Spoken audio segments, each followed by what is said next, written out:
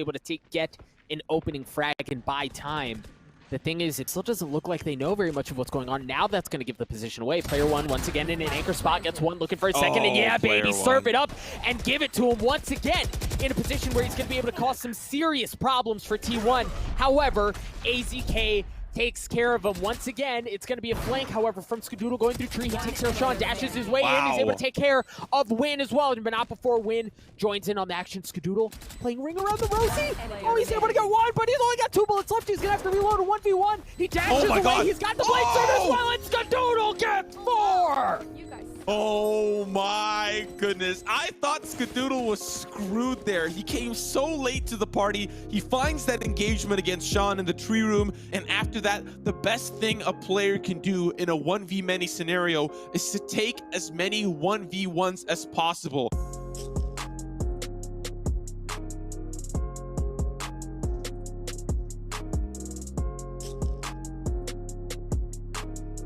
There's good action here, at least in the next couple of seconds. Wardell will be flashed out. Cloudburst will keep him alive. Tailwind tried to come away from the paint shells, and he's able to avoid most of the damage. One more Cloudburst down, but he's not going to be able to survive through the boom bot, so win some for the first blood. Randy's damage just second. You just got to... It's going to be pushing in from the attacking side at the same time. Sean is able to take care of one of the anchors as Kumon takes care of the other one as well. Spider's one of the last ones standing. The Rolling Thunders use Spider trying to stay alive. Somehow is able to win that fight. He dropped things down to 1v1. He's got the Phantom and he clutches it out. Spider with a serious impact for T1. Oh, he makes it out. Mistaking Genji do this all the time. They play with fire. Time is of the essence, and that is the 5th player, the 6th player in the lobby. But unfortunately for them, so is Spider as they get caught in the web. The Venom strikes all down to player 1, and Spider will take him down. He will unfortunately fall to the spike. All members on both sides will fall. Genji try to stall out the economy, but lose the round in the process. And Spider there being able to hold down like a gamble stack, just an offensive hit towards C long. They'll break through the trap wire. One more will be down. Retro will deal with it, but Hayes walks away with 2 through the dark cover. He's got more in front. There's number 3 and 4. The ace right around the corner. Can he secure it? Yes, he can. Hayes for 5 and TSA. Gonna get spotted. The tripwire was there, fortunately. Wait, okay, they do know he's there. He's able to get one, give him the second, drop things down to a 1v1, but the defuse is coming up. He's gonna have to go aggressively. Skadoodle's able to get it to halftime. Skadoodle goes up and player 1 brings him back down. Come on, player. Holding site. Hayes though, could be first point of contact here. Doesn't realize there's one player over towards heaven. Here we go, swings on him, wins some. Starts to whittle down the numbers of TSM for the possible retake. That's a great paint shells. Drone's gonna fall, and he gets a second. No way! Now onto the site. It's just down to Snabroza for a 1v2. All he has is the shot is cover charges, and Winston is gonna stick for the defuse. Forget everything. Spike planted. Classics. I am hoping that's not going to be a running theme for the Sentinels. This round, though. Well, if they can get any extra weaponry, it might just be worth holding on to it. Sure, they will have an investment into the next, and in fact, they're just going to try and run in and do some extra damage. It's a complete failure, however, as we now see Genji 4-0 up. Solid start for them on the attack. But this is where things should get a little bit more space. We're now looking to see how EGM decides to play this. He's in a very cheeky spot. Shots are going to be good from Win, but Sharky with the flick. XP3 is going to help out down to the 2v3, and they're just going to continue to more chaos. They would just ensue chaos. So if Genji can control that chaos, they'll find themselves in a positive trade, and they'll find themselves in a similar half than what we saw Complexity dominate with in that first half. But as we're seeing this pistol go underway, it's not starting off hot, but Mikael down to 1. Mikael dominates with the clutch. Oh my gosh, that looked so good for Genji. Moving forward, but the crossfire is still true. Nitro to fall in. Steel once again has to come up huge. He has to go for the ace. It's a dark cover. He's sticking a spike. The knife comes out, and he does not make him taste steel. He does get the headshot, but the round still comes in for Cloud9. 13-8 on this first map. What?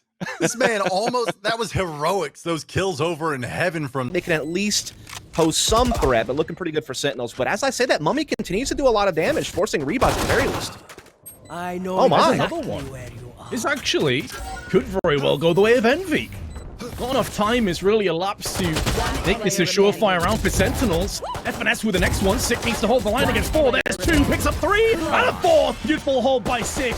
A hero play that Sentinels desperately require. The scoreline is reflecting that they're dominating, but the individual plays and the skill that we're seeing out of 100 Thieves across the board is nothing but good news. The fact that we're seeing Steel, who only, I would say, like, relatively recently transitioned to Valorant, performing the way he is, impressive. TENZ with huge kills over B main and a 3rd pressing forward. He is unstoppable when he has these knives out at times, and there it is on firm display. And Mitch cleans it up. The retake is on. Dicey finds 1.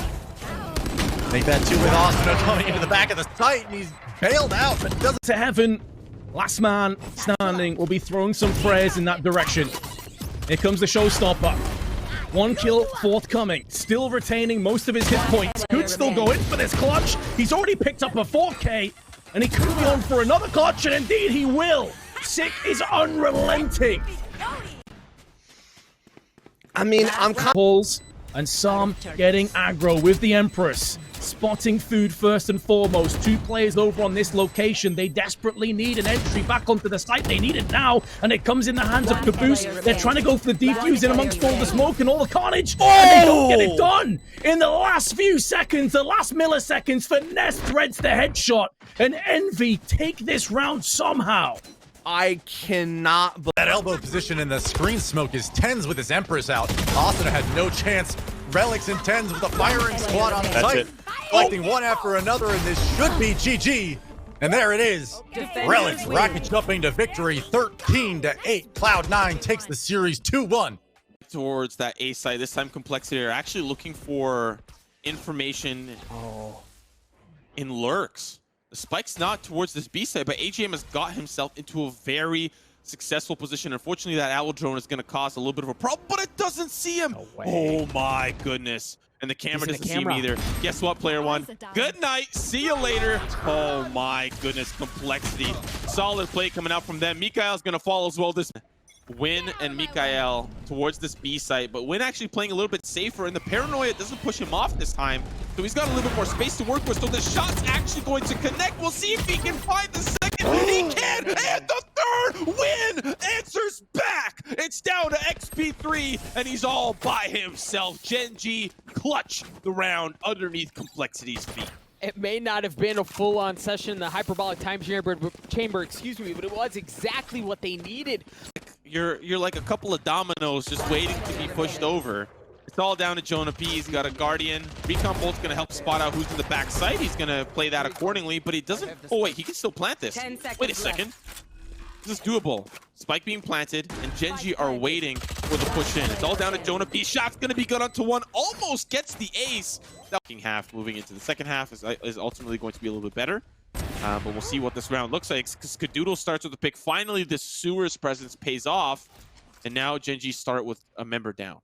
Yeah, but look at Gen G. They're choosing to play into this anyway. They move the drone up. Skadoodle repositions, and he gets another one. Surely, at this point, they're really questioning whether or not this was the right call. Player 1 down as well. Gen G at this point with 2 members left. What the heck? They might as well. Skadoodle with 4 on the operator. Just serve him up the ace.